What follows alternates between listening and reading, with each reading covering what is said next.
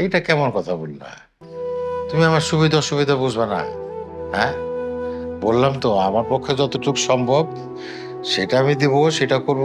আর যেটা সাধ্যের মধ্যে নাই সেটা তো আর করতে পারবো না। করতে পারবা না মানে বাবা? করতে পারবা না মানে কি? আপুর বেলা তো ঠিকই পারছিলা। আপুর বেলায় বিয়ের সময় তো একদম স্বর্ণ গয়না দিয়ে সাজায় গুজে তারপর পাঠাইছিল। আমার বেলা বঞ্চিত করবা কেন আমাকে?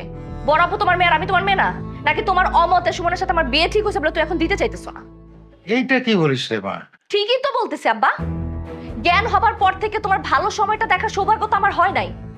সব সময় আমি দেখছি আমার ক্ষেত্রে তোমার যত সব সমস্যা শুরু হয়ে যায়।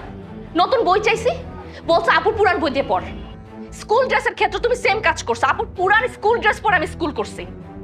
নতুন কোনো জিনিস পাইতে কেমন লাগে আব্বা আমি জানি না, নতুন কিছু কেমন দেখতে হয় সেটা পর্যন্ত আমি জানি না। অভাব আর দুঃখের গল্প শুনতে শুনতে সুখ জিনিসটা কেমন হয়, পৃথিবীতে সুখ জিনিসটা কেমন সেটাই তো আমি কখনো দেখি নাই আব্বা। আমি ভাবছিলাম কি জানো, বিদায়ের সব অন্তত বাবা তার মেয়েকে সুন্দর করে সাজিয়ে গুজে তারপর পাঠাবে, কিন্তু আফসোস তুমি সেটা পর্যন্ত পারতেছো না।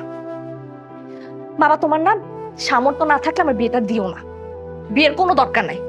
কন্যা দায়গ্রস্ত বাবার মেয়েদের এমনিতেও বিয়ে করা উচিত না মা, তাদেরকে না করে তো আমি বিয়ে করবো না। এইটা কি বলিস রে মা? আমি কি চাই না আমার মেয়েটার ভালোভাবে বিয়ে হোক? কিন্তু ব্যবসা বাণিজ্য টাকা পয়সা সব হারায় আমি এখন নিঃস্ব। আমার স্বাদ আছে কিন্তু সাধ্য তো নাই। আসলে তোমার ইচ্ছা নেই বাবা, স্পষ্ট ভাবে বলো না। আমার আসলে কপালটাই খারাপ, এই পরিবারের জন্ম নেওয়াটা আমার সবচেয়ে বড় পাপ হয়ে গেছে।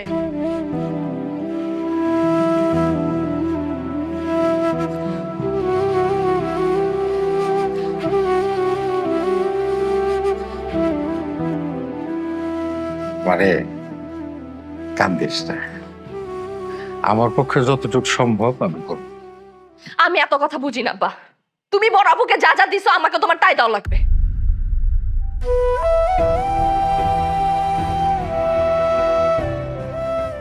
মানে শোন, তো ঠিক আছে, মেয়ে হিসেবে তুই চাইতেই পারিস, কিন্তু আমার দিকটা দেখবি না। তোর বড় পর যখন বিয়ে হয় তখন আমার ব্যবসা বাণিজ্য ছিল, আমার গাড়ি ছিল, বাড়ি ছিল, সবই ছিল। আজকে সবকিছু হারায় আমি নিঃস্ব।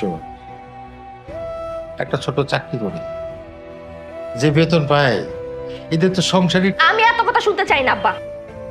তুমি বড় আপারে যা যা দিছো আমাকেও তাই দিবা, কিভাবে দিবা কেমনে দিবা আমি জানি না। আর হ্যাঁ, বড় আপার দুলাভাই বলছিল আমার বিয়ের সময় নাকি একটা টেলিভিশন একটা ফ্রিজ দিবে, ওদেরকে মনে করাই দিও।